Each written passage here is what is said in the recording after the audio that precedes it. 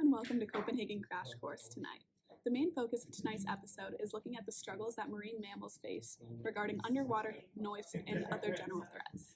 The main marine mammals we will be discussing are sea otters and mysticetes, otherwise known as baleen whales. A major source of stress for all marine life is underwater noise, which can be caused by boats, seismic surveys, and deep-sea operations such as deep-sea mining.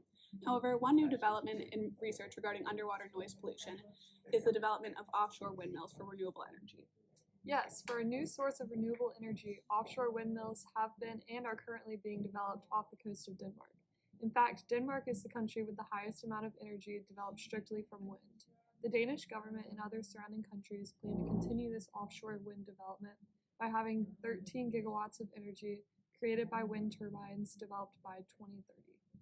While this is a large development for renewable energy sources in combating climate change, little research has been conducted on the effects of these windmills on our sea otters and mysticetes. Many Danish citizens, as well as marine mammal advocates around the globe, have been voicing their opinions on the matter. Some have even taken it upon themselves to voice their opinions through artistic forms, such as poetry. One that we decided to show includes other threats towards sea otters and mysticetes, such as issues regarding the oil and fishing industries, as well as chemical and plastic pollution. Let's take a look.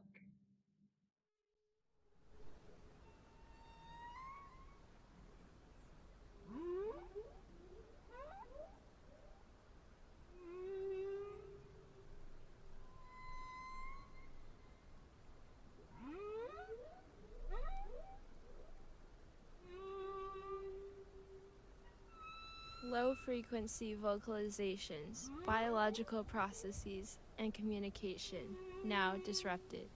I'm thrown into disarray, anthropogenic noise, something I can barely avoid. I dwell in the depths of my own despair, oxygen depleting, if only they could see me weeping.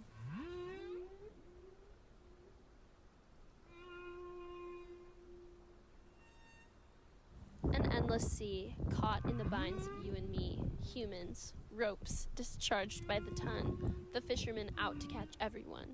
The bigger you are, the harder your escape. You struggle against the current, but your energy wanes. Vision swimming through tireless nets, your body lies still, expansive in death.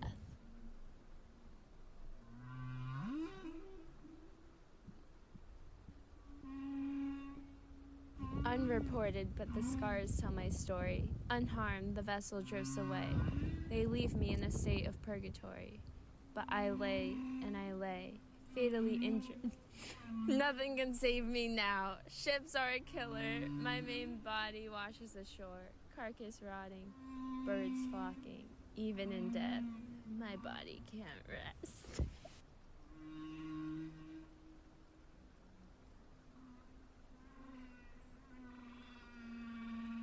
All day, all night, I fluff my fur, to keep the air in, to reject to the burr.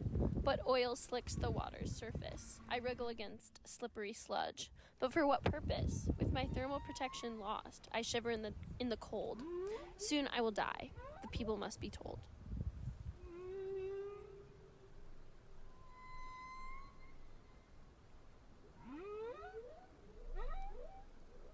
Filter me in, push me out. Some of them remain, ingested like a flame. The perils of bioaccumulation. My home no longer a safe haven.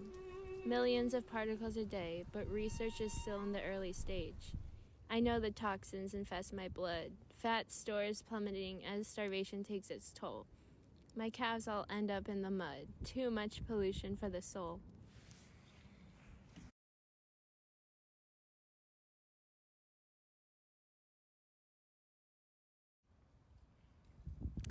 Blue-green blossoms, more than just a murky lens that discolors the water, distorts our vision.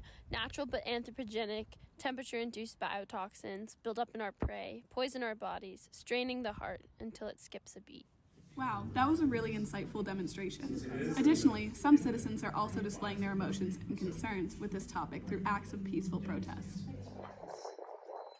Denmark, this is a call to action. We're tying ourselves here until the government takes a concerted effort to reintroducing biodiversity to the Baltic. Biodiversity to the Baltic. repeat after me. Biodiversity to the Baltic! I brought in one of the peaceful protesters from the canal, Brooke, and we're going to ask her more about her thoughts on this topic.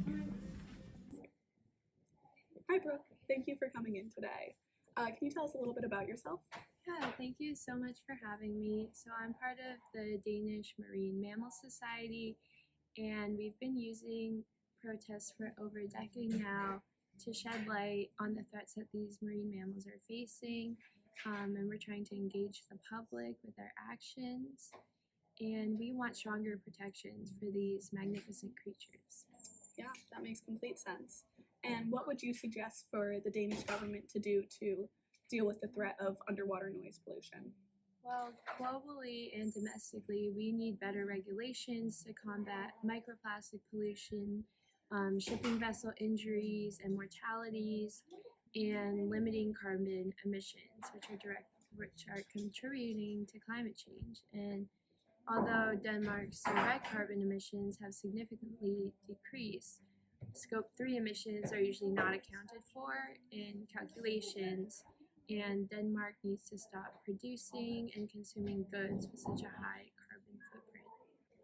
What is the main reason you're here today and have been protesting? What would you say the most pressing issue is that sea otters and mystices are facing, either globally or locally? Yeah, so even though Danes love the ocean and it's really never more than 50 kilometers away, anthropogenic activity is still greatly affecting sea otters and mysticetes, and climate change, specifically the warming temperatures, algal blooms, and ocean acidification, in addition to pollution, both noise and plastic, and also ship strikes are probably the largest threats right now. Okay, gotcha. So what would you like the Danish government to know?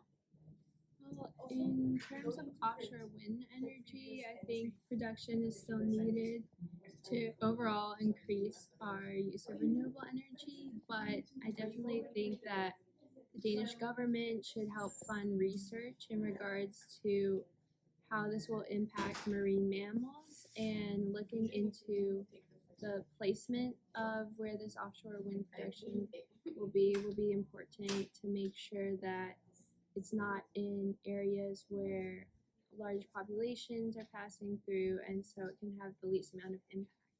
What features of sea otters and mysticetes make them particularly vulnerable to these issues? Yeah, well, in general, marine mammals are close to the K end of the spectrum, meaning that they don't reproduce very quickly. They're large animals and they have few offspring. They invest a lot of their time into parental care. So it's not like a mouse where they can bounce back really quickly if the population is threatened. They're called K strategists, are generally poor at adapting to changing conditions, and specifically for mysticetes, they rely on feeding on krill, and with receding ice, it is more difficult for them to find these food sources, and they migrate, so they have to build up these large energy reserves in a very short period of time.